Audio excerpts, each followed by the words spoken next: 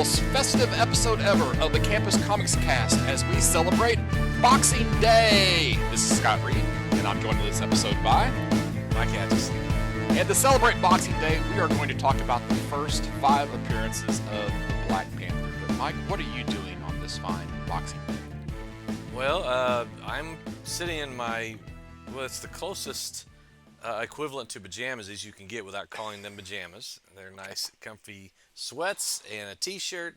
The family's all gone on this, we've had our Christmas festivities already, so yeah, I'm just chilling here on Boxing Day.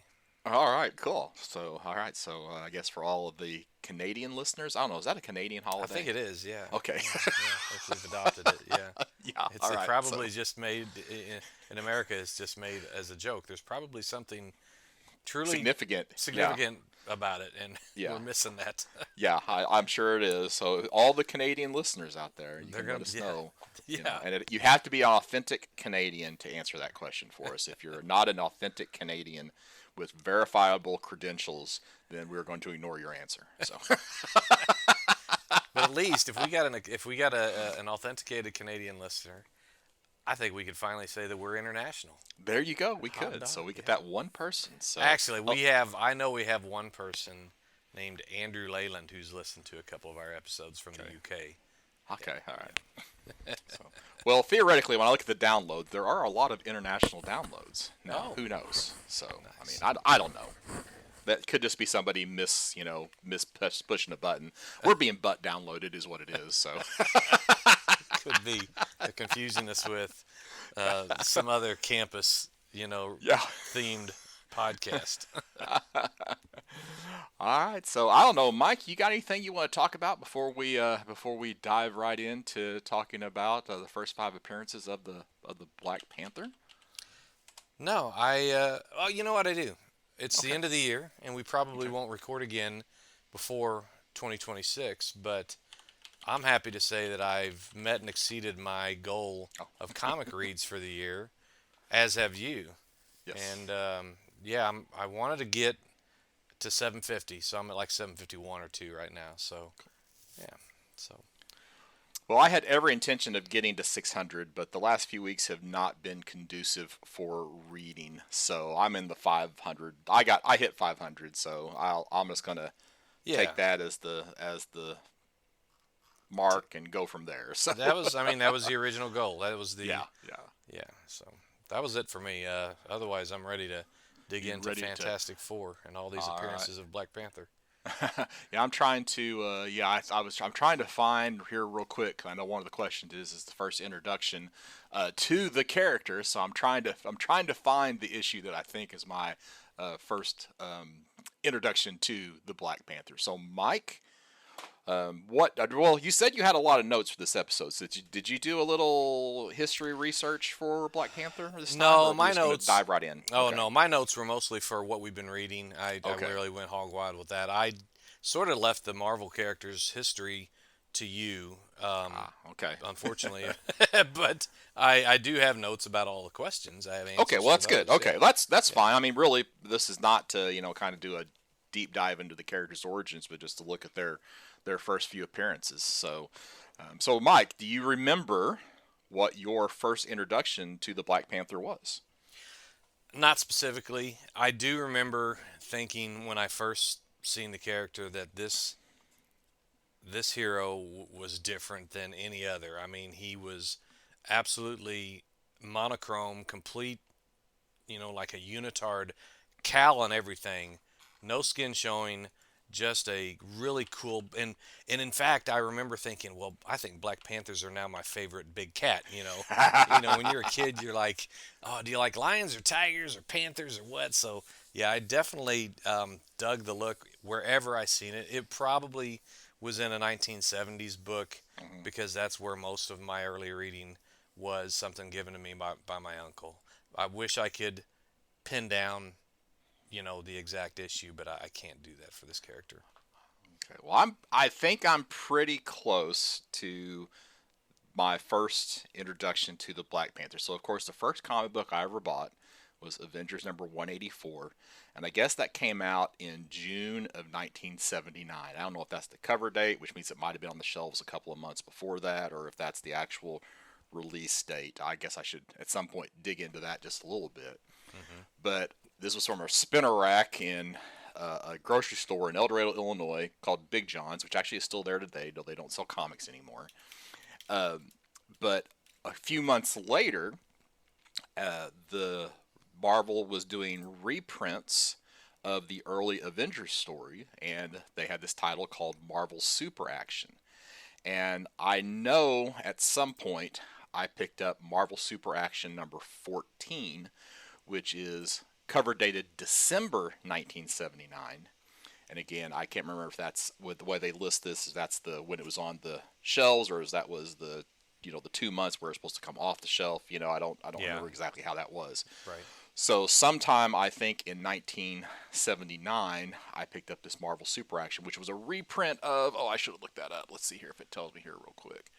Well, while you're Yeah. looking, I can tell you that the Avengers 184 release date was March of '79. The cover date was Okay. June. Okay. Okay. So then so this would have been out 2 or 3 months before December. So that'd been like August September of 1979.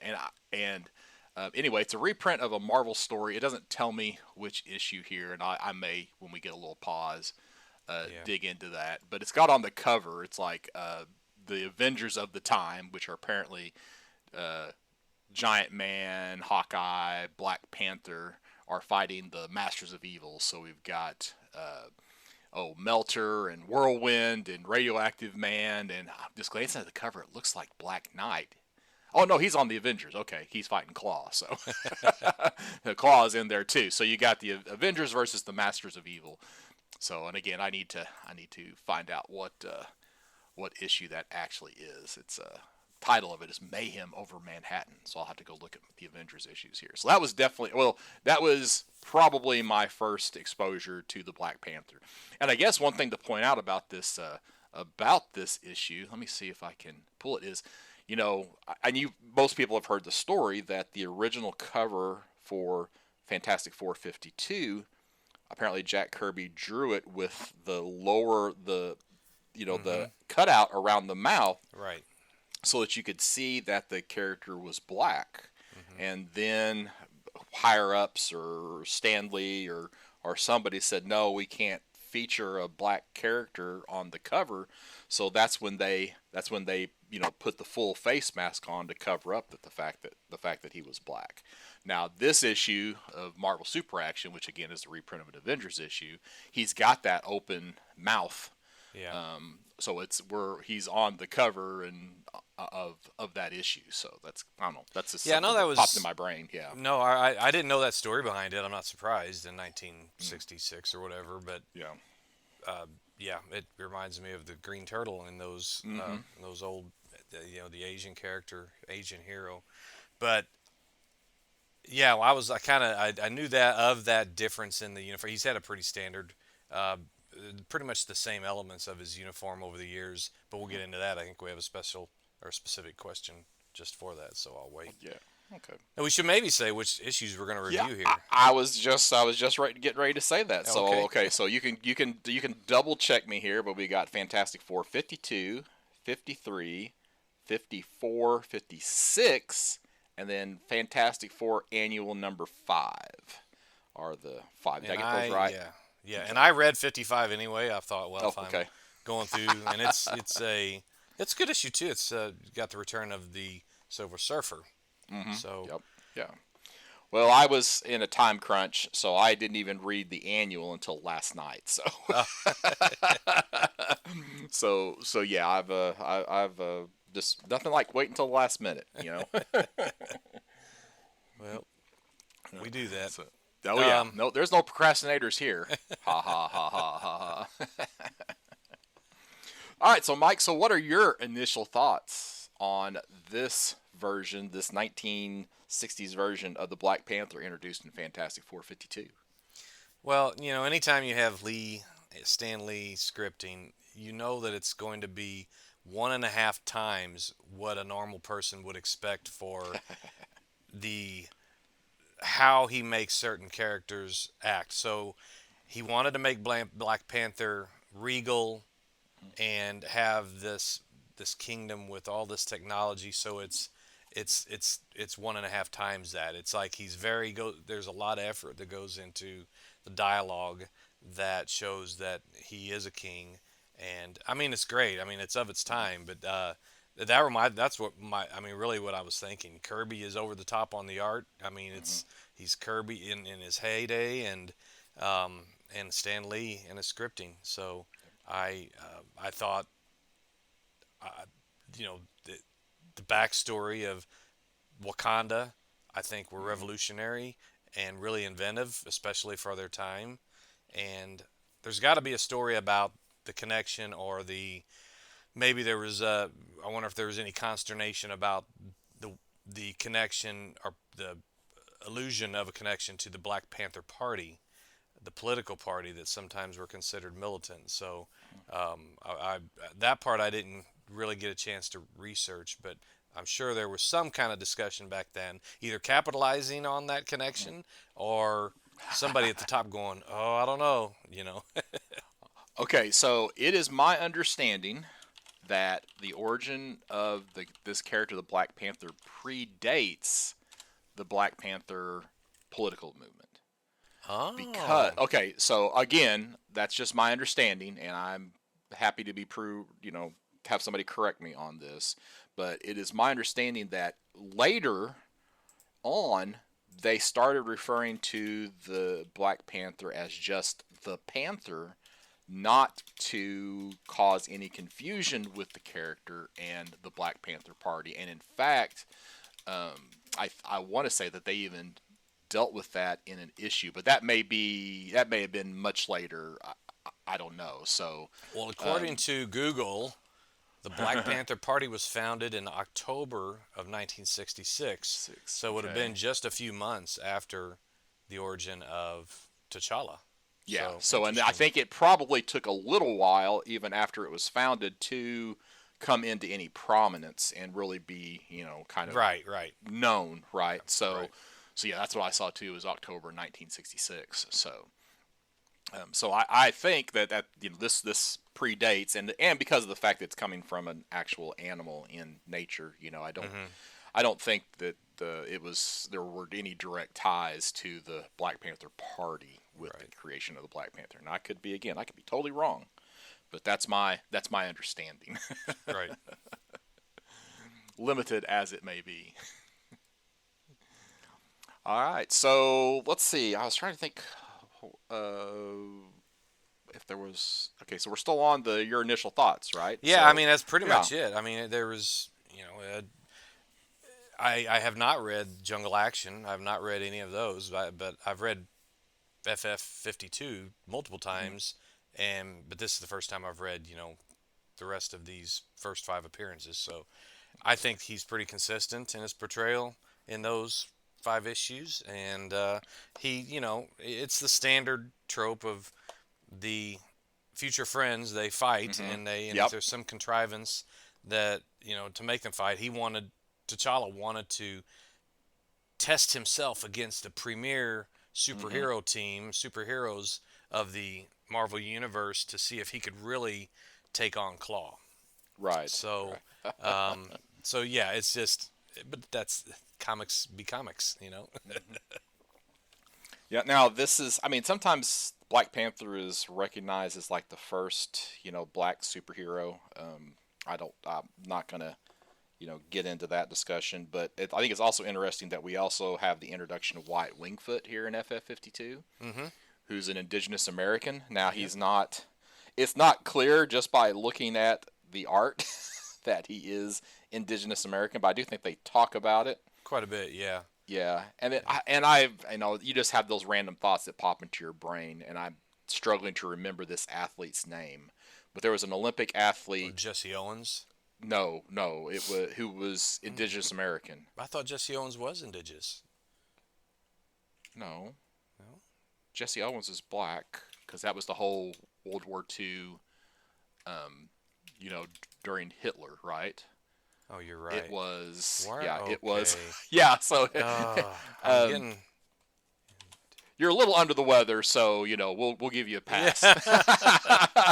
uh, I'm gonna do a real quick search here for um, the athlete and Oh, Jim Thorpe. Thorpe. Jim Thorpe. Yep. Jim Thorpe. Yeah. So I wonder, if I guess I need to find out when he was around. I think it was That Jim was like Thorpe. Jim Thorpe was back like early 1900s, Okay, so that was 1912. 1950s. Yeah. He died in 1953. Yeah. So so he died in 1953. Oh, he was born in 1888. So I just wonder if this was kind of a call out to Jim Thorpe, the I creation of White Wingfoot, because I he can. was kind of athletic. Yeah. I mean, it very much could be. I think he was. I mean, even as a kid, I learned about Jim Thorpe being. Oh yeah, You yeah. know, that was something you learned, and so I apologize to getting Jesse Owens and him mixed up, but it Again, almost you're seems. under the weather, fighting this through, Mike. Yeah. So that's just we'll call that a little bit of brain fog Fog. there, just Yeah. Okay. temporarily. So yeah, Can I use that? I should probably try to use that more often. yes. Tell you at the beginning of the recording, hey, I'm under the weather. So if I say anything, There you go. stupid, There we are. Yeah. yeah, it's that. All right. So now I've got to point out because I mentioned like you couldn't really tell looking at this issue that Wyatt Wingfoot is without the name, right? I guess the name is supposed to be the giveaway. Yeah. The all the Wakandans, man, they're drawn like gray skinned. I don't know if this is just. I need to go pull out. I've got on my wall books. I've got a copy of FF52. I probably should step out and grab it and look at the coloring and see See if how it's the different it is gray. Yeah, as it is, because this isn't like the facts. Because I'm reading this on Marvel Unlimited, Yeah. and I'm reading what's supposed to be the original, not the facsimile, where it would have been recolored. But I don't know that they if they recolored this or not. And I'm gonna have Mike. I'm gonna have to go grab it here in just a second. So Okay. just to look at Well, it, just to find out and do a comparison. I think for decades, even after this year that these comics came out in 1966, coloring had not advanced much, and for like non-Caucasian skin Oh colors, yeah, you remember in that when Vigilante. me and you and Dan Hmm. reviewed Vigilante, there was like an Arab American or Middle Hmm. Eastern, and it was sort of the same color Purple. tone, kind Well, of it was she purple. was purple. It was actually, yeah, Yeah. it was actually even more, Oh yeah, yeah. off. It just very either limited or just I don't know. But you're right. This looks more ashen gray than Hmm. a brown skinned person. It's Yes. just So that was odd. just kind of odd looking at that. So it was just a little weird. So I I just love the wonder if last that was. panel in this 52. It says exactly what everybody is wondering. It says next issue, the reason why. Because Yeah. all along you're like, what is Black Panther, starting stuff with the Yeah. Fantastic Four?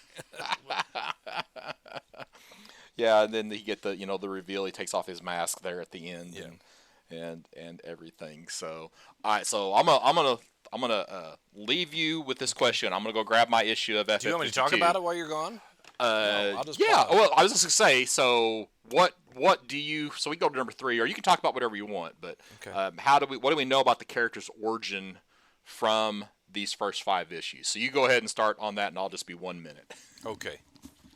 I'm going to pretend that the listeners are on 0.50 speed so that we can stretch this out a bit. Just kidding. All right, so what do I know about this character from the first 5 issues? Actually, we learn a lot. We literally got the origin story in the second issue of the first 5. So issue Fantastic Four 53 is the origin story of Black Panther, T'Challa, the Wakandans, their very elaborate technology and skills, and we start getting our first. I think this is I don't know if this is the first appearance of Claw or not, but chronologically speaking, I would think it probably is because at this point he's not even got the he's not got The arm the piece. arm piece that Hmm. that allows him to turn sound into solid objects or whatever. So, but yeah, I think you learn a lot because it's the motivation really for Claw.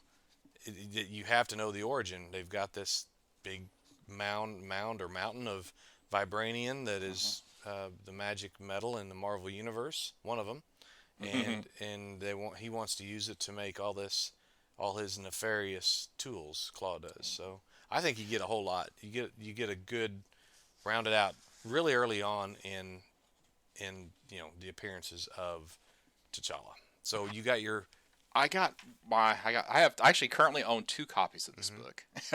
Let me see if I can. nice.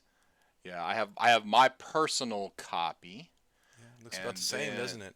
yeah, it's not quite. I think a lot of it is because when you read that, when they went digital, of course you don't have the newsprint, right? Sure, it So you doesn't have more of a pure white absorb. Yeah. background.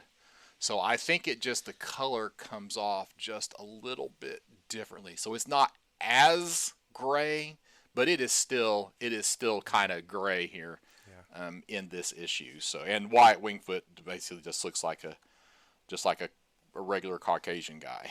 Yeah. But so yeah, so I don't know what to think about that. So Yeah, Wyatt like I Wingfoot said, makes I just wanted to know if how the coloring was on this issue. So yeah. Yeah. I mean, Wyatt Wingfoot kind of establishes himself well as oh yeah, a supporting character, especially for Johnny. hmm But he's in college, and he's got his character has depth. It's not he's hmm just not a throwaway character. So well, and he sticks around for a while. Wyatt Wingfoot does. okay, Of course, he's the foil for the Black Panther here in issue mm-hmm. 52 because he doesn't account for Right, Wyatt Wingfoot in all of his planning. But later on, he continues to be a recurring Fantastic Four character, and he's even one of the love interests for the She-Hulk later on yeah, in Marvel. So he's not just a throwaway character. He's around for a while. multi-dimensional. So Yeah. yeah, yeah. So they Did they he make ever some have? good use. Did he ever have superpowers, or did they ever give him a Ha, costume or that I don't. something? I've not read any comic book where he was ever given Hmm. superpowers. Okay. So he's always just been White Yeah. Wingfoot. Okay. Yeah.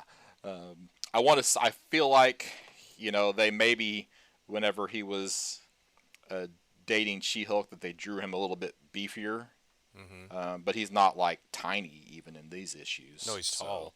yeah, Yeah. he's fairly tall. So and sleeps a lot. Yeah. Yeah. I noticed that. I suspect that's more because he's a college student than for Right. He could any sleep other the reason. way Yeah, I think it's Ben was saying, man, your roommate can sleep through anything. yeah. So, what are some things that you feel like have been? You thought there's anything that's been forgotten about Black Panther, changed, retconned? From these early on pieces.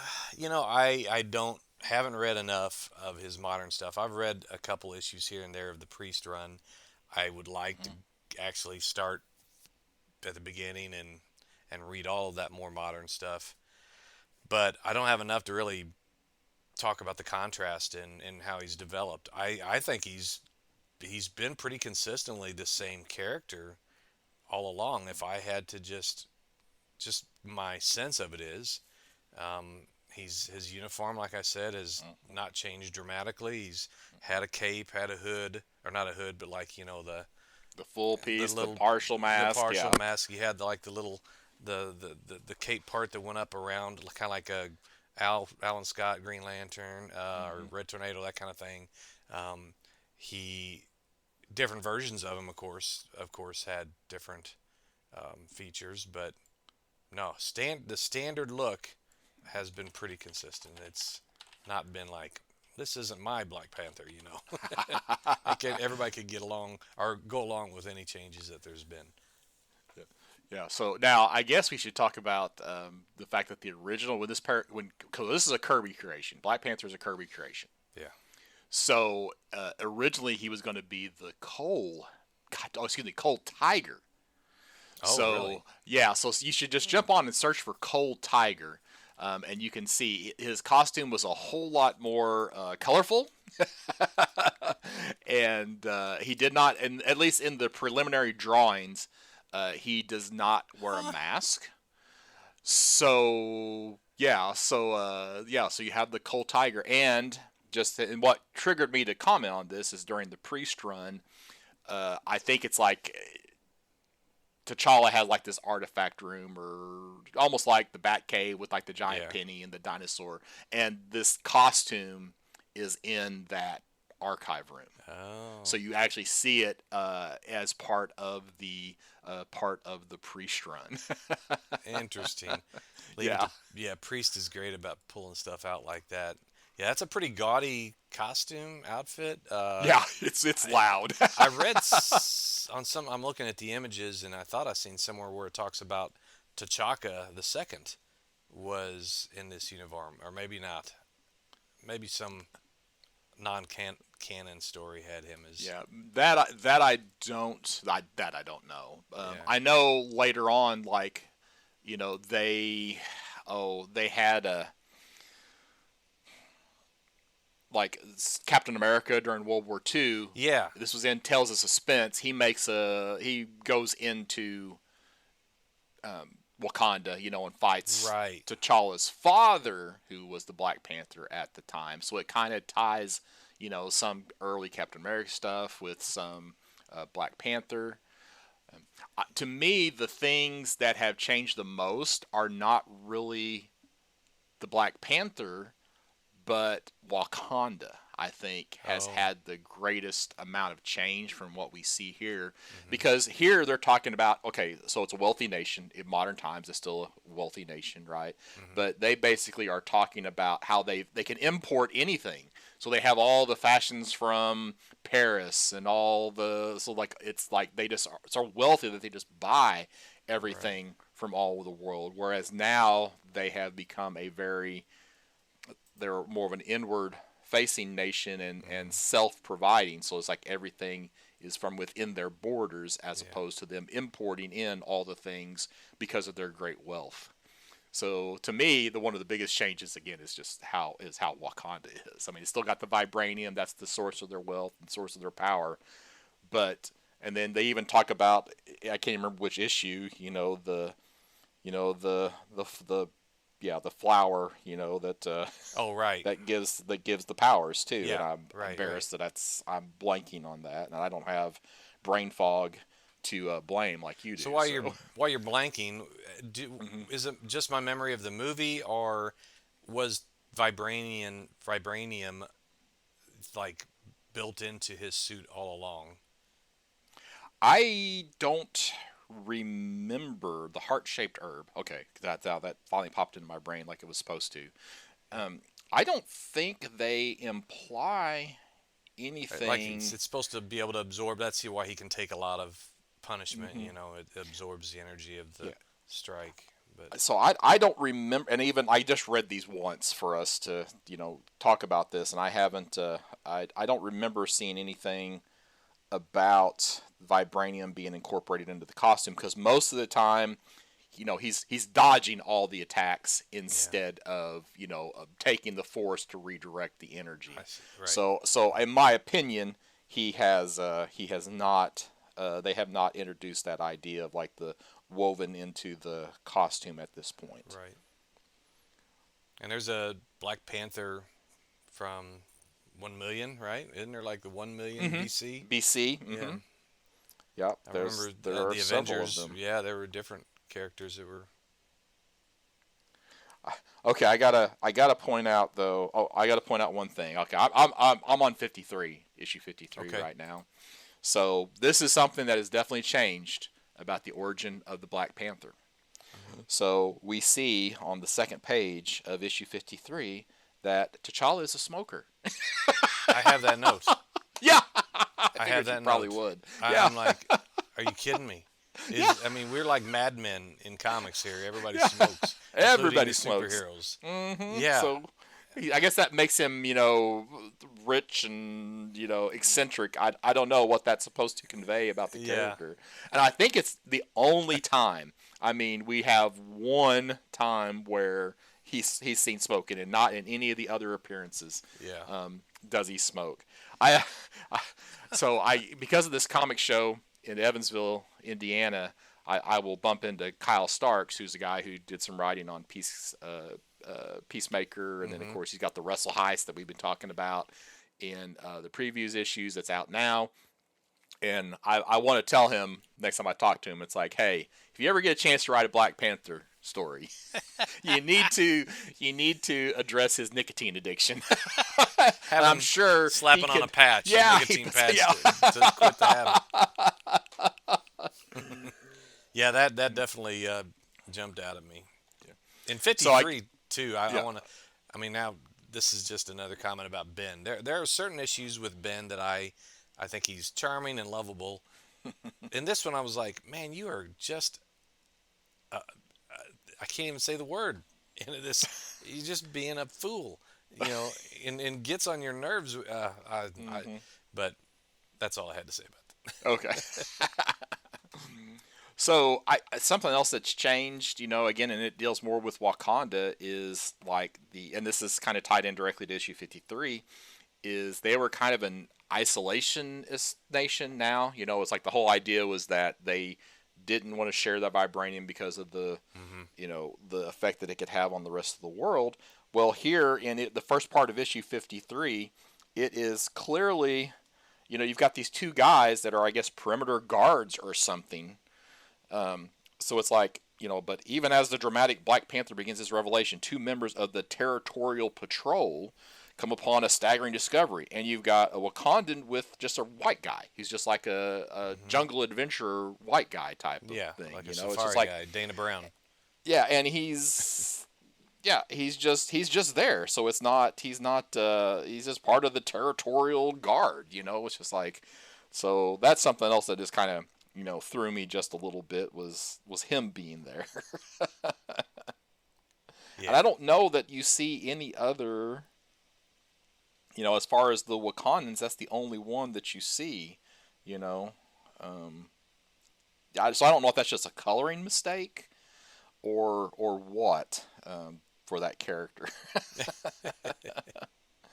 But he's clearly not dressed like the rest of the Wakandans, so. Right. But even the guy that's with the Territorial Guard, the Wakandans with him, is not dressed like the rest of the traditional Wakandans. He's more like, if you were watching a movie of the time about being in the jungles of Africa, Yeah. he's kind of dressed like that escort would be. So Sure. Yeah. it's Yeah. just so it feels inconsistent, and it's just a little weird. So I agree. all right, so power set. All right, so what power set do we have?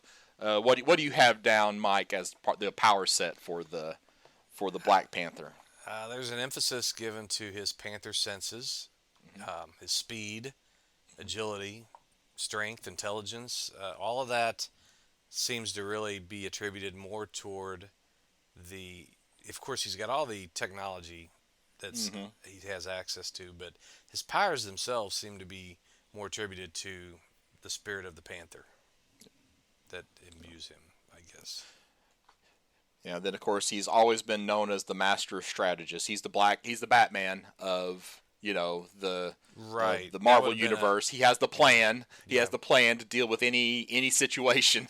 That goes hand in hand with the intelligence, I guess. Yeah, the Yeah. strategist. Yeah, master strategist. But so I mean, and I think all of that remains in the modern versions. Just like the big change is what you were alluding to earlier, is that they've woven vibranium into the costume. Yeah. Because even in like the Jungle Action comics, which would be 10 years after this, it's like every single fight that the Black Panther's in, his costume gets torn. Yeah. So it may not even be until the Christopher Priest run that they introduce vibranium into the costume. I don't. That's just me thinking off the top of my head, which is always a mistake. So There was online when I was researching his costumes. There was one in the Priest run that sort of like the vibranium showed through, kind of glowed out of the costume. So that's probably the time period you're thinking of. yeah. But his power set has been basically, other than it being taken up a notch, Right. its power set has basically kind of been the same for the life of the character. Yeah. So. Yeah. Absolutely. So, Okay, so all right, so we're kind of answering. We kind of just answered this question, but how closely does this version of the character match what we see in comics today? What do you feel like it's the same? What do you think is different? I think design wise, it's really pretty close. I mean, Hmm. there's a few more details into the costumes, and I'm talking in general over the last several years compared to just a flat, kind of smooth unitard, which is what we Hmm. see in this with a little short cape. Yeah, it's there's a lot more intricate detail in the costumes, which is cool because that's what you expect to see a little bit better, more detailed art Yeah. and make it look a little bit more appealing. But all in all, it's essentially the same costume. You know, Hmm. yeah. Yeah, just slight modifications, length of the cape, no cape, open mask, closed mask. And I got to You say know. this off the top of my head because I just read New Gods number 12 last night, and Mr. Miracle still bugs me. I mean, why can't he have a full face mask that looks like Black Panther? It's just, why do you make the lips look like they're the same? I don't know. It just seems so weird. It's always bugged me about Mr. Miracle and a couple other characters that are like that, but Black Panther's got it down. That's Yeah. just kind of like just you don't need to show your every feature of the face and mouth like it's somehow adhered to your lips. And if he opens up his mouth, you're going to see costume, or you're going to see inside his mouth. It doesn't make sense.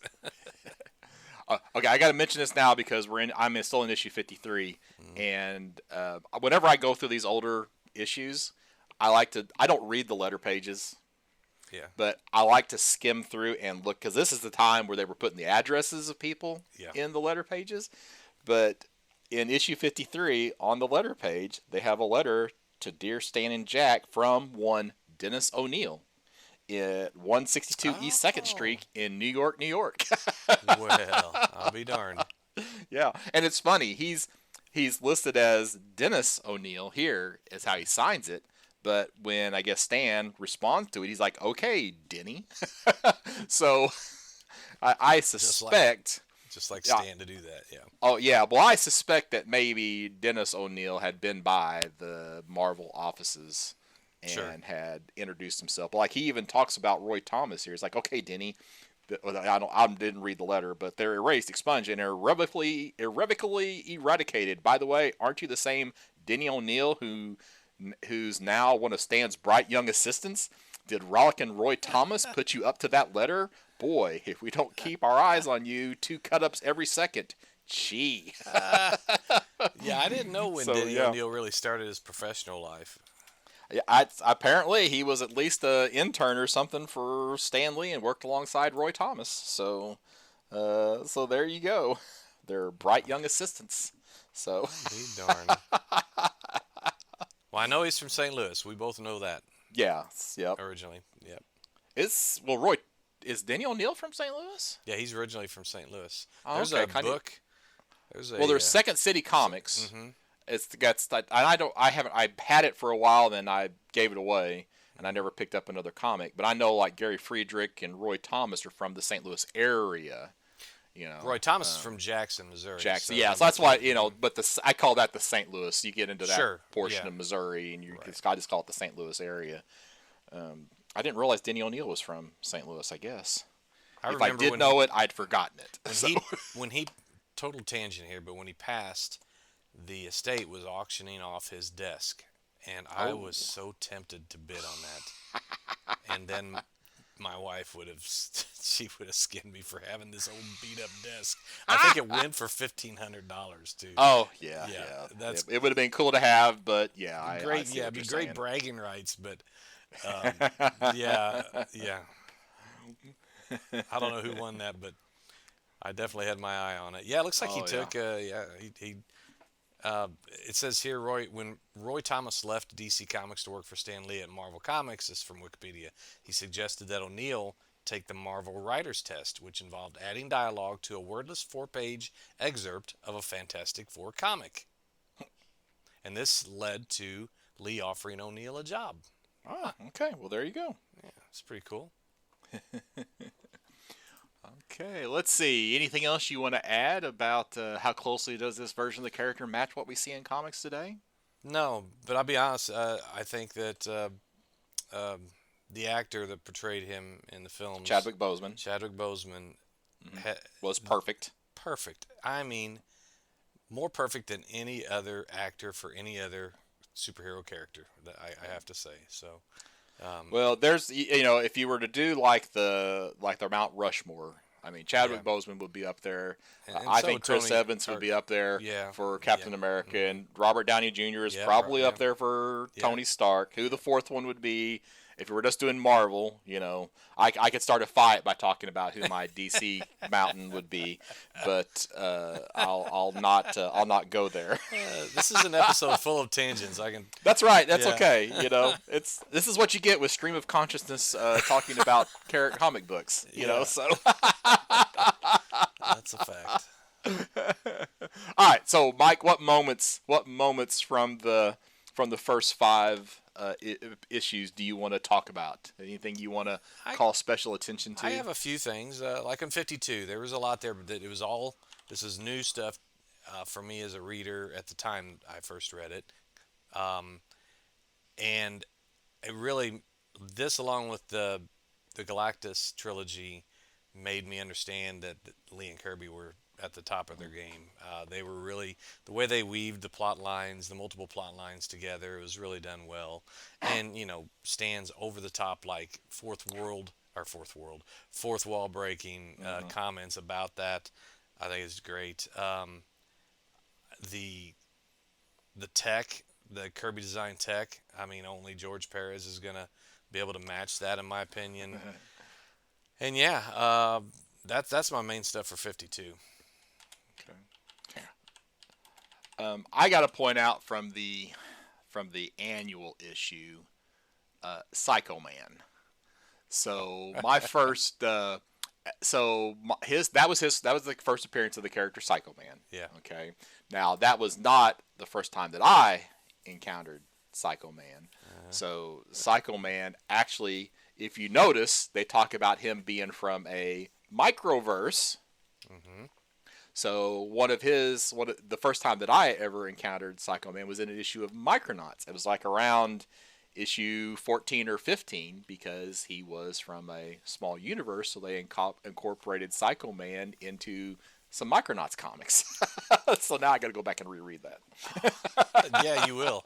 Yeah, I've been saying I'm going to sit down and reread that entire run, and I keep putting it off and keep putting it off. And at the last show I was at, even though I already own it, somebody had the complete run of Micronauts for like Yeah. $70. So I bought I bought another complete run of Micronauts. I bought a complete run, but it was the second run. I thought I was getting the first run. And I was like, Oh, oh, it's okay. on the second run. I do that a lot. Hey, I want to go back to it's a comment I put in on 55, even though it has nothing. It's not one of the first five appearances of Black Panther. Hmm. But I laughed out loud whenever Sue says that Ben is being obdurate about something. He Okay. replies, "My religion has nothing to do with it," and I just literally laughed when I'm reading it. That is such a Ben Grimm comment. My religion's got nothing to do with it.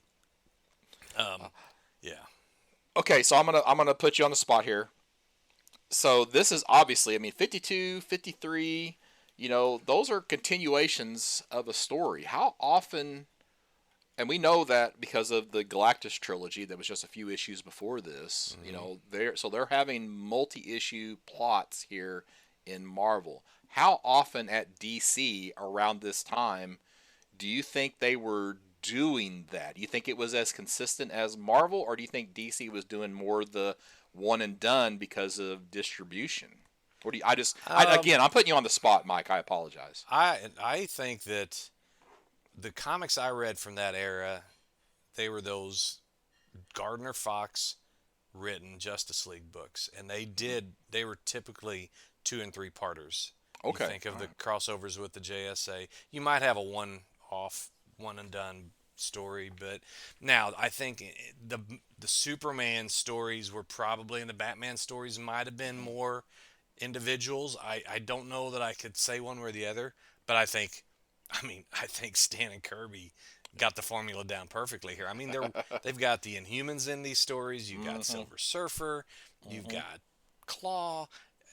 in Black Panther and Wakanda and everything. In the five or so issues, you're seeing all this stuff. 5 or 6 Yeah. issues. So it's yeah. And it goes on and on. Wyatt Wingfoot. Yeah, it doesn't really. It's so the stories there might have been some DC stories that were 2 or 3 parters, but some of the continuity of character I think was much stronger in the Marvel books. They're like Fantastic Four here. Okay. Okay. All right. What other moments you want to talk about? Yeah. Okay, on page or on in issue 56 on page 2, they have the Space-Time Research Visiphone, also known as Zoom. Um, sorry, that was just something I had thought when I read it. It was just, I guess Ben and Reed were working on something Yeah. inside this room, Inside. and they Yeah. had to use the Visiphone, and I cracked me up. It had this big long title, and I gotta say, Claw is not one of my favorite designed characters. No. It is the weirdest. I don't know, but and then the last comments I have is about Annual 5. Is again, Psycho Man's also not a great design. Maybe they improved it when he got to the Micronauts, but I think the story in Annual 5 was great because he had Thing that he thought Alicia was cheating on. Wait, am I mixing up? Oh no, by sheer that I'm thinking 55. She was just trying. He was overcoming the fear he's basically Psycho Pirate, is Psycho Man. He's Yeah. got this. Yeah. He can induce emotions in people, Mm-hmm. and he by the Thing overcame it just by force of will, which was cool.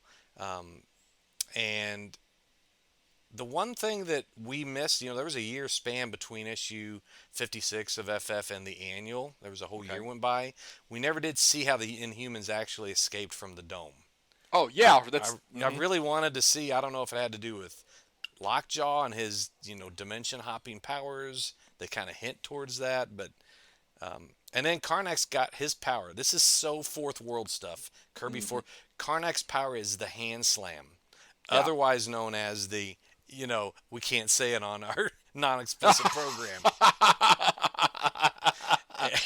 And Well, so his power is actually to find the weakest point in something. I did read that Yeah. later. Yeah, so that's his actual powers. He can and they expanded upon that later on Yeah. to not just the weakest point in like an object so that he can hit it, Yeah. but like the weakest point in a strategy or the weakest point Oh, in a nice. whatever. So that kind of got it expanded from the base Kirby Okay. creation into something more, so where he became like a strategist because he could find the error in somebody else's plans. Yeah. Yes. And not just the weakest, physical molecule on a particular thing, so he could hit that one spot that causes something quote unquote indestructible to shatter. Yeah. So. When I did some research, I learned that, and I thought, okay, that makes a little bit more sense. It's not just his hand slam power. The I like this. I had to think of the FF movie that came out last summer when in this issue they announced that they were expecting. Mm-hmm. That was cool. And being a DC guy, I could not help but make comparisons with some of these characters to Kirby's later work in New Genesis and Apocalypse and stuff. Livewire looks like he may have inspired Seraphim, the cowboy Yep. Mm-hmm. forever people character, and Gorgon has that stomping power. And literally, there's a character called Stampa with Yeah. the female Furies. Mm-hmm. So, yeah, that's all my comments. But I really enjoyed the annual. Probably. Yeah. No, these were all. I mean, especially considering that these books are what 85 years old. No, 60. It's 80 years old, right? Yeah. Is it 60? Well, 60 would be 40. No, it'd be 60. 60 years. old. 60 Yeah. years. Mhm. Oh, like 60 years. Math That's is hard. embarrassing. Yeah, Not math for is you. hard. You No. normally. Yeah. No, I don't know where I was with 80 with that. So You're thinking I of think the. I think these hold up pretty well. Other than Absolutely, Sue's yeah. kind of always the damsel in distress. That's obviously something that has changed dramatically. In the Fantastic Four comics. Yeah.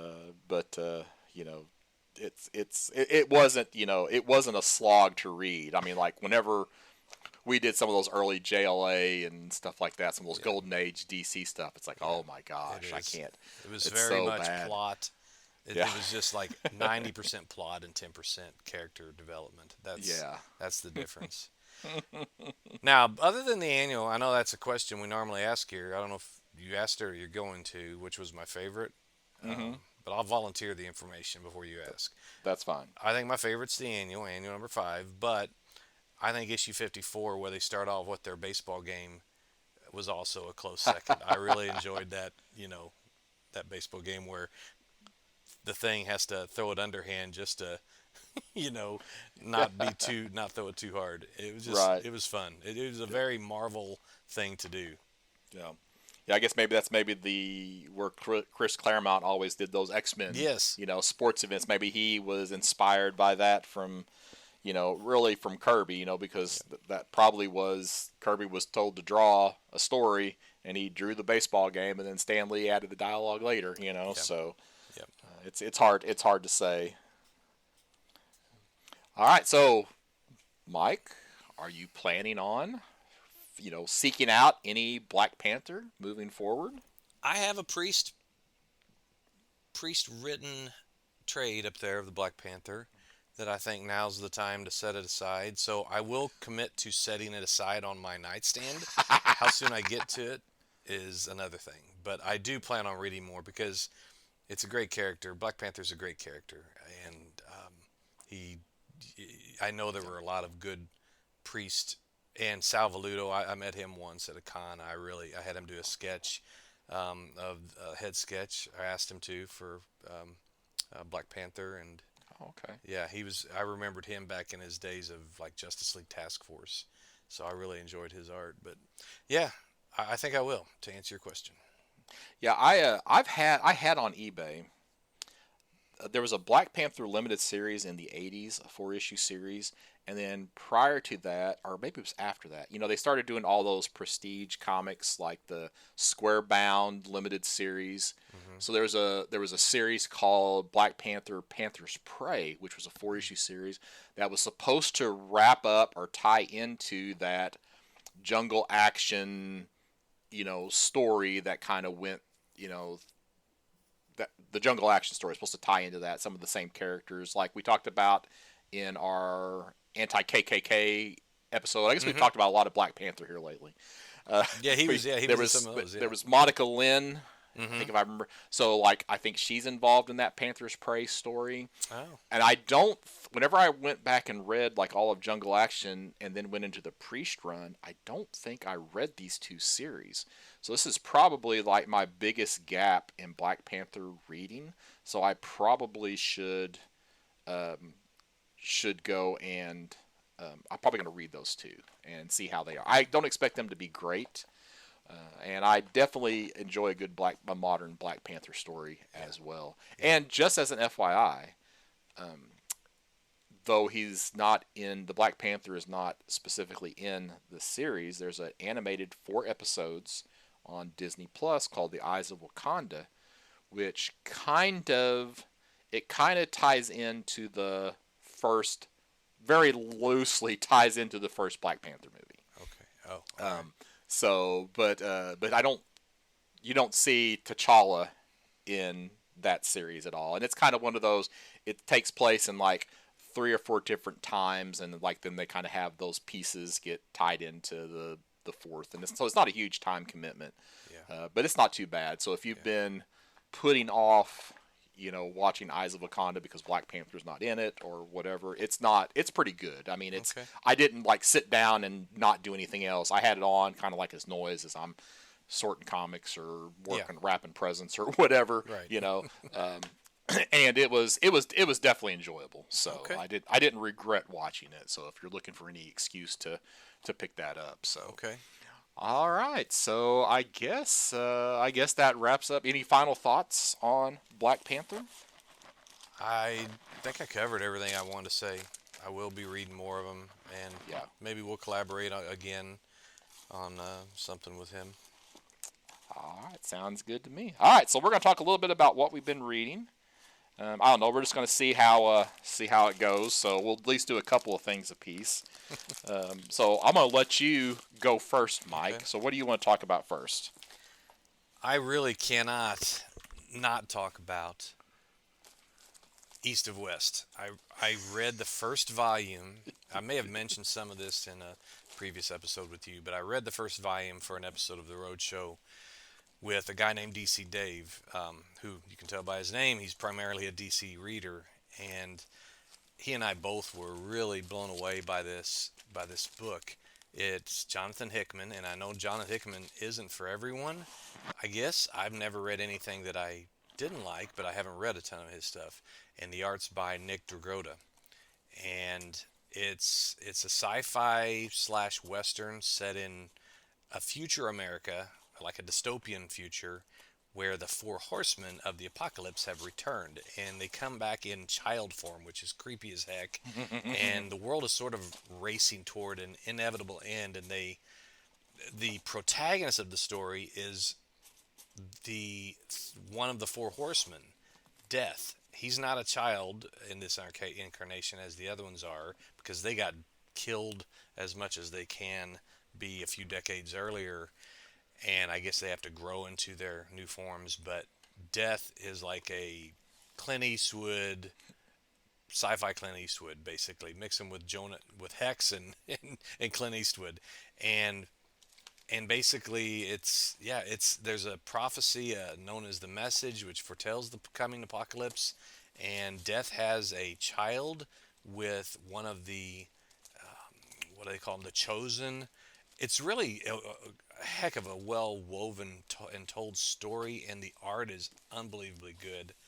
Um, I like I said, I like that first volume so much. I binged all the way through to the end of it after, issue 45. That doesn't happen Wow. with me very often, so I can't recommend this book enough. It ends well. It sticks the landing, and I don't want to Okay. give away too much because, and in a weird way, it's really heartfelt. I, Okay. it's you wouldn't expect that with all of the what I just how I described it, but it's got a Right. really heartfelt story. A lot of violence, but it's not gratuitous. So yeah, Okay. that's my first pick. Okay. Well, my first one that I'm gonna talk about is a definite skip. So if Oh, somebody's been thinking about reading this story, don't, because it was a public service complete announcement. waste. Yeah, so exactly right. This is your PSA from Scott Reed for December 26th, not 2025. So I was pretty excited. Frank Miller had started his like own imprint, Frank Miller Presents, Yeah. and one of the first books that was released in that series was Ronin Book 2. So the first Ronin was kind of like a cyberpunk, story. It had a little bit of, Lone Wolf and Cub, or some of your samurai films built into it, and it was very different. Okay, like the main character, I think, and again, it's been a long time since I've read it, but he was basically paralyzed, so a lot of it was like his battles in his mind and stuff like that. But that's not here what to talk about. So in book two, so you hardly see, it's titled Ronin Book Two, but you don't really ever see the Ronin. So apparently, the between the first volume and this volume, the female character from the first one has a child who is now some type of, you know, I don't know, just multi omni powerful being, uh, and they're going. And it's literally 6 issues of them going to find the original Ronin, and it is just. I don't watch a lot of anime or manga, Hmm.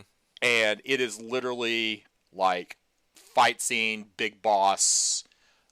They think they win. Fight. Oh, the big boss is back at the very beginning of the next issue. They have to fight, and the boss is more powerful, and they barely beat it the first time. And then it is just nonsense fighting.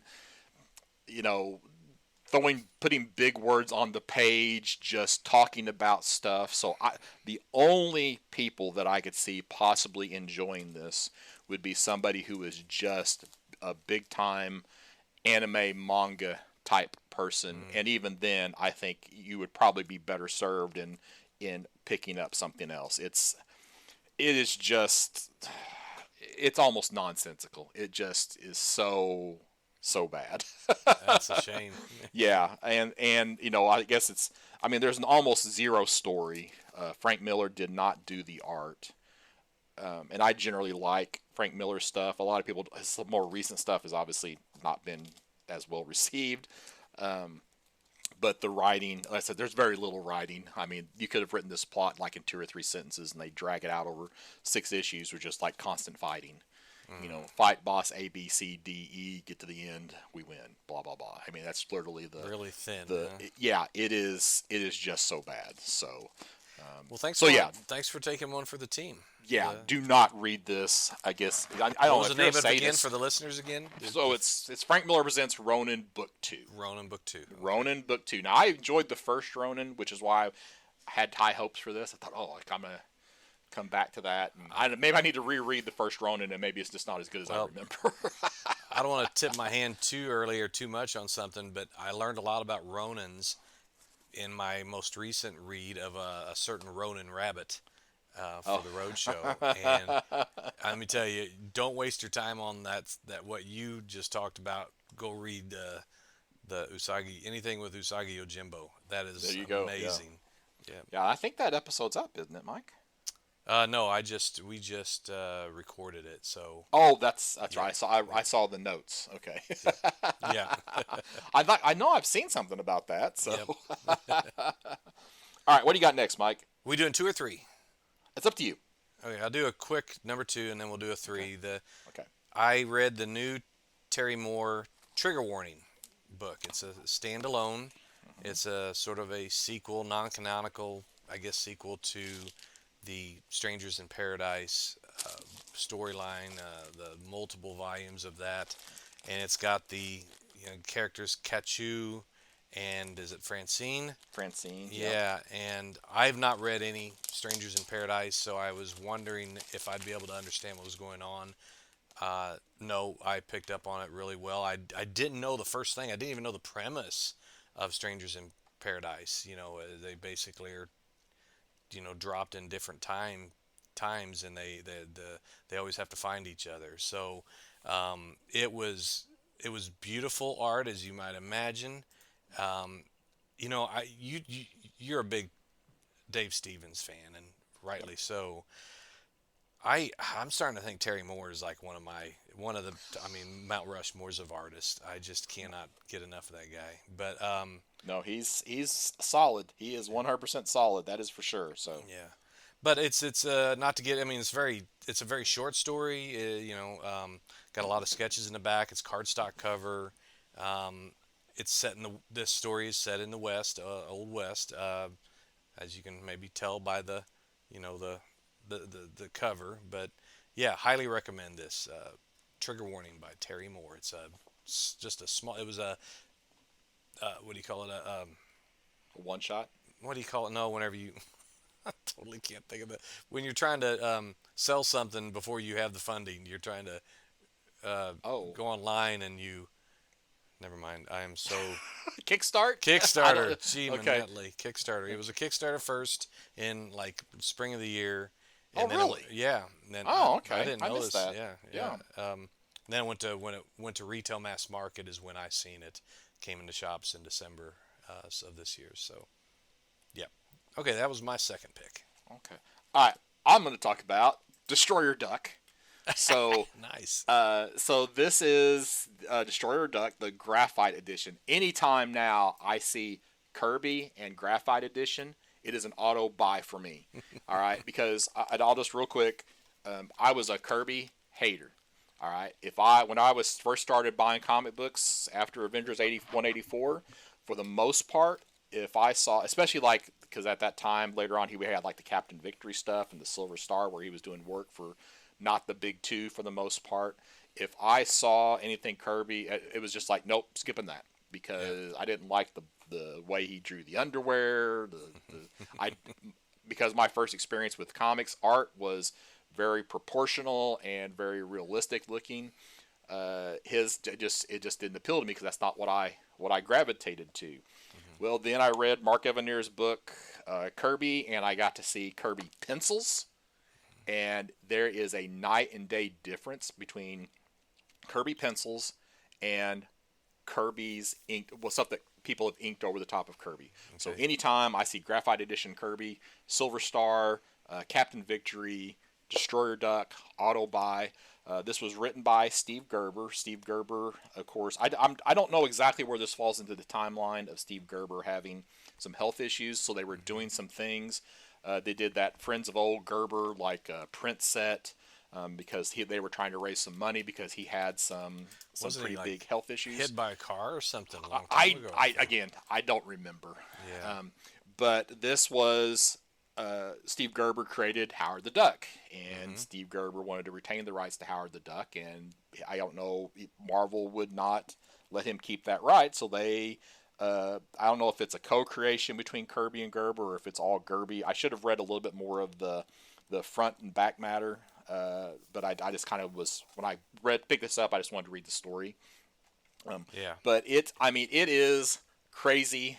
It's like you got this race, this duck universe, and Destroyer Duck gets pulled into our universe, and it's a Gerber. He was always anti-capitalism, anti-big business. Mm-hmm. It is way over the top, but they got almost the entire run of Destroyer Duck in pencils. So this is, I think, the 6 issues is what it has. I think I can't remember if it's like halfway. All five Gerber Kirby issues collected but relettered and reproduced from Jack Kirby's unbridled, uninked is the key word there. Right. Pencil art. I can't remember if it's the last half issue or the last 1.5 issues. They had to go. It's not actually reproduction of the pencils. They had to go to the inked work, and it's crazy how you turn the page from the penciled page, and yeah, Kirby pencil photocopies after this page. So the remainder of the issue comes mostly from scans of the original inked art, and it's like the quality of the art drops so dramatically when Wow. we go from the graphite to the inked. It's just Wow. I don't I think it's a lot like I think the same can be said to like Gene Colan. I Mm-hmm. think their styles were just difficult Oh, as to far as people ink. not liking them as they when they were, yeah, not appreciating their styles, right? Yeah. Yeah, well, and I think it mostly has to do with the ink jobs that were done on Yeah. them. Um, so I don't know if you like weird, and if you're like me, you appreciate Kirby's pencil work, any of the graphite. So again, this was just it was a fun read. It's 5 issues, not too bad. So and I needed to get a little bit more taste of Steve Gerber. So kind of he's one of those that I'm aware of him. I have not read a lot of stuff that he's done. He had a good run on like Man Defenders, didn't Thing he? at And Marvel and lots of I stuff. think So he created Omega the Unknown. I think. maybe I don't know. Maybe he But did. he did die. He died of lung disease in Yeah. 2007. I'm confusing. There's another comic creator that was hit by a car. I can't remember who Yeah, it is. that's. Oh, well, there was actually I think he's in Indian like Mike DiCarlo. Wasn't his Really? wife struck by a? I don't know. It's not who I'm Okay. thinking Anyway, of, it but does. yeah, Yeah, that's not what yeah. we're talking about. So yeah. So Another anyway, I tangent, folks. Free of yeah. There you charge. go. I just thought it was a fun read, and Yeah, I just loved looking at the Kirby pencils. yeah. So I even if you wouldn't don't mind. read I the might have story, to. If you ever come across another one, I might like to pick that up to okay, buy. Yeah. I'll keep my eyes out open. Okay. Well, my Um, last one is a DC special series. It's number 21, and first of all, I want to make sure. Okay, DC had they were known for their 70s anthologies, reprint series and stuff. They had DC Special Series was mostly one shots and special issues, and it ran from 77 to 81. Each issue featured a different character, and this is the one where if you remember the Wonder Woman Spectacular or the Superman Spectacular, they all, they never had like the series title wasn't on the cover or the numbering. You always had to open it up and look and see on the indicia.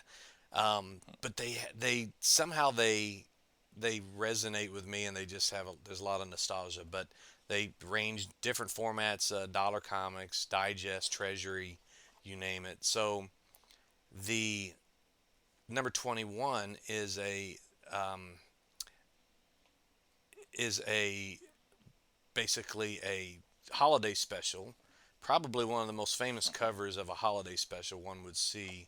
It's a Jose Luis Garcia Lopez cover where the Bethlehem Star is the feature, the main feature on the cover, with all of the characters, including Superman and Batman, and or Superboy and this Legion of Superheroes, and Batman and Jonah Hex, and the the horror title like hosts like Cain and Abel, and they're all looking at the star, kind of like facing it, and then looking back at the reader. But it's a fantastic cover, and that star is the common through line through all of the stories. Jonah Hex, he saves a little fawn. This is a completely remember, these are new stories. These aren't reprints. He saves a fawn because the father was going to kill it. It was injured, and he was going to kill it and have it for Christmas dinner. But Hex, being a big old softy, and the little girl was crying because of it. Hex is a softy. He says, "Look, I'll go out and find you another meal, and just we'll mend up the leg of the deer so it can get healed up. If I can't find you food, then Dad, you go ahead and shoot it and make a meal out of it." So he was able to find food. He actually found it with the bandits he was searching for to begin with, and he basically took their hardtack and bread and stuff. And the dad's like, "Well, that's not what I had in mind, but okay, a deal's a deal." So it was great. But the Star of Bethlehem is what led Jonah to find the bandits, which is where the food was. Then in the Batman story, this is a famous one. It's Batman. All right, it's wanted Santa Claus, Dead or Alive by Denny Frank O'Neil Miller. and Frank Miller. It's the first time, or one of the first times, that Miller did Batman in art. Now remember, this came out like '77, I think. Yeah. But anyway, again, I don't want to go through a synopsis of every one of these stories. This was a really good one, well-known Christmas story featuring Batman. I've read that one because it was actually reprinted when after Dark Knight Returns came out. They did a leather hardbound version Hmm. of Dark Knight, and they included that story That's right, yeah. in that hardbound. So that's where I've read that It's one before. reprinted in So like 5 or 6 or 7 different yeah. places I've found. Hmm. Then the third story was basically three mini stories as told by Cain and Abel, The Witches 3, and Destiny. The hosts from House of Mystery and Secrets, etc., and Witching Hour, and then Destiny was like Secrets of Haunted House or something. They all tell their story. Again, there's the Bethlehem Star is a feature of them, and Phantom Stranger and Madame Xanadu being sort of the good guy horror people. They come in at because they're all arguing about who had the best story. But then Phantom Stranger and Madame Xanadu come in and remind them of the true meaning of Christmas. Another really cool little story. Then Sergeant Rock, it was more of a standard. It was another rock story, except they used the star to find this particular shrine of Santa Maria. And then the last one is well known too. It's a Legion of Superheroes story, Starlight, Starbright, Farthest Star I See Tonight. It's basically Superboy goes to the future for the Legion's Christmas celebration, and they get the idea, like, let's track down where that star is, because it's not on any of the star charts. They couldn't figure out, where is this Bethlehem star really at? Should we maybe go there? So they get the Legion cruiser out and they fly off. And it turns out to be there was a planet in the area. They couldn't find the star, but they found the planet. And on the planet, it was going through like starting an ice age. So they saved all the inhabitants, of course, with the whole idea that the search for the star, led them to save all those inhabitants. So I I forgot how much I liked these stories. It's probably been 40 years since I've read this. Um, so maybe longer. I don't know. But I highly What? recommend it. If anybody's in the mood for a Christmas comic story. Okay, what was that issue again? DC Special Series 21. It's the super. Oh, is that is that not, that's not a treasury size book, is it? No, no, it's a regular Okay. size. I've got it. If it's hard to find, it's not on the app, but it's this one here. Okay. Okay, yeah, I've Yeah, I've I've had that multiple times, and I yeah. don't know if I still have a copy of it. I'll have to dig and see. So if not, I may have to pick that up myself. So It's such it's really good. It's got all of the stories are new. They're not reprints, and it's all Christmas themed, and it's really nice. It's 1979 is when it came out. So yeah, okay. that's what I've been reading. Well, we probably should have ended on that one, but I guess I'll go ahead and do my third one. Since it is, day after Christmas, that would have been a good one to end on. You got a Or maybe Boxing Day. You have a I should have Boxing Day went story. first. Yeah. Yeah, I don't have one of those either. So Okay. yeah, not even a New Year's story, to be forward looking. So okay, so this was a 3-part series from Oni Press called Benjamin. All right, and the premise with this was you had this science fiction author who basically wakes up one day and he has no idea where he's been. Well, come to find out, he'd been murdered, right? And he's supposed to go and solve his own murder. All right, so the writer's name, I got to turn here to the page. It's Benjamin. Oh goodness, Benjamin J. Karp is the author, and he's like wrote 144 novels, 21 short stories, won the Hugo, the Nebula. As a niche writer, like a lot of his concepts, like he shows up and there's a guy carrying a cell phone and he's like, that's a SciTech intercommulator. It's like, it's kind of like that idea that he foresaw where technology's going. Hmm. But he comes into contact with this guy named Marcus Dingle, I guess, who is somewhat familiar with his work. So like he was a fan, so he actually recognizes him. So they spend, this 3-issue series trying to, they're like it relates like a story that Benjamin Karp had written, but it's in a sense it's a bait and switch story. So you're going into the, and I'm torn if I should actually. I'm gonna go ahead and say this. If you are planning on reading this, because I think it's pretty good, but it's like I said, it's got a little bait and switch. So I guess if you're planning on reading this, skip the next minute and a half. I don't know, just so that way you're not spoiled on the ending. So skip. Okay, all right. So what happens at the end is they're going through all this to try to solve Benjamin J. Karp's murder. Well, come to find out at the end, the main story is actually about Marcus. So Marcus is the one that's imagining all of these events because of something that's going on in his life. So none of the Benjamin J. Karp stuff is quote unquote real. It's all just apparently the imagination of Marcus Dingle. So I like what I thought the original premise was better than what they actually gave us. That whole idea of the author solving his own murder. I feel like that's been done before, but that's what I was wanting and expecting to read. That's not ultimately what I got So you got in this 3-issue series. I don't regret reading it, but again, it's not what I wanted when I went into that series. yeah, So. yeah. The way you're talking about it made me think of Sixth Sense. So where you just totally are Oh yeah. surprised by the ending. Mm-hmm. Yeah, there's a couple other movies. The Unreliable Narrator. Yep. Yes, there you go. So, so yeah. So again, it's not bad, but you go in with it was solicited as one thing, and that's not what we ultimately got. Gotcha. So, well, Mike, do you want to do a CLZ shake before we wrap this one up?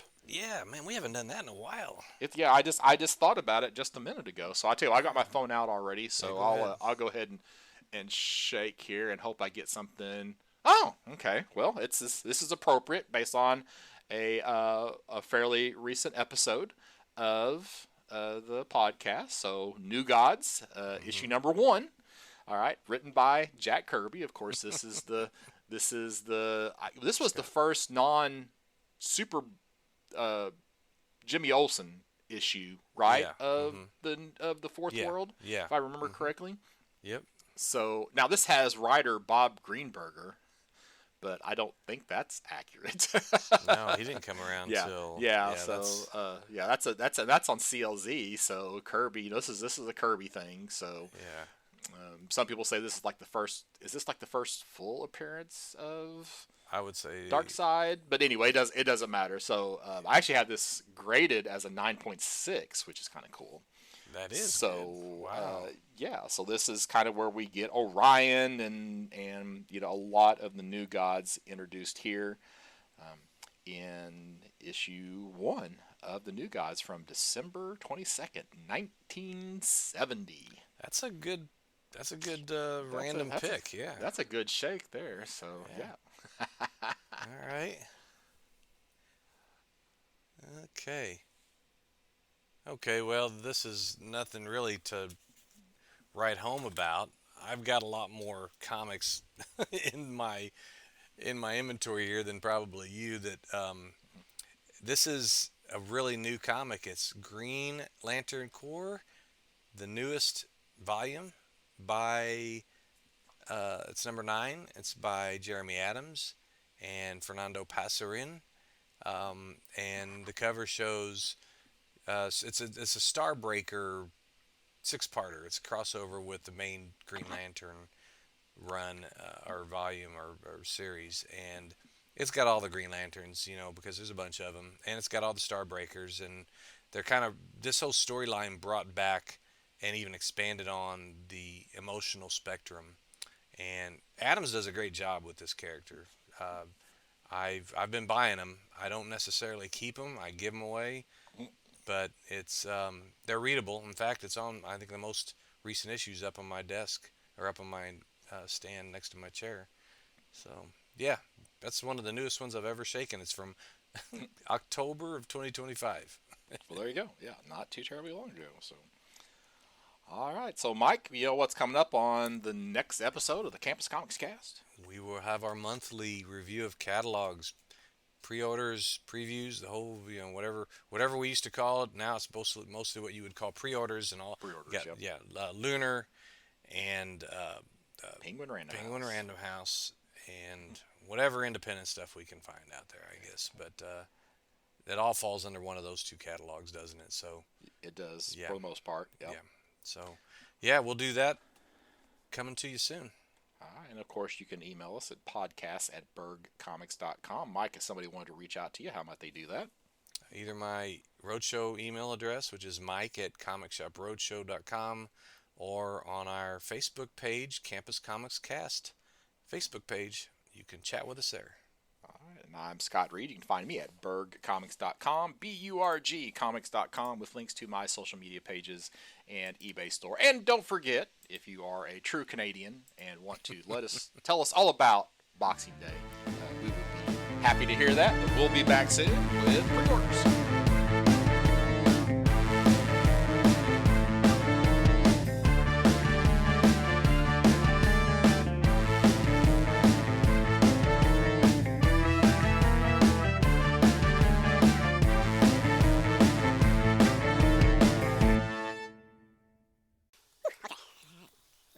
We did it. No more putting this thing off. It was a good try. Yeah, I was like, man, now I know why you put me on from last Friday, because you recorded with somebody else last Friday. Oh, no, that's not why I did it. I actually had my wife, we had family coming in, and I tried to get them done, like, early in the morning. I know, 1 in the morning, 1 in the afternoon, but we had family coming in, like, later in the afternoon, so. Yeah, I know, I thought, he's going to think I did this just to get those other recordings in, but it wasn't just that. It was not just that. No, it was mostly when, because I would have done ours too, but the wife's like, put her foot down and said, no, you've done enough of that today. Help me get ready for this company.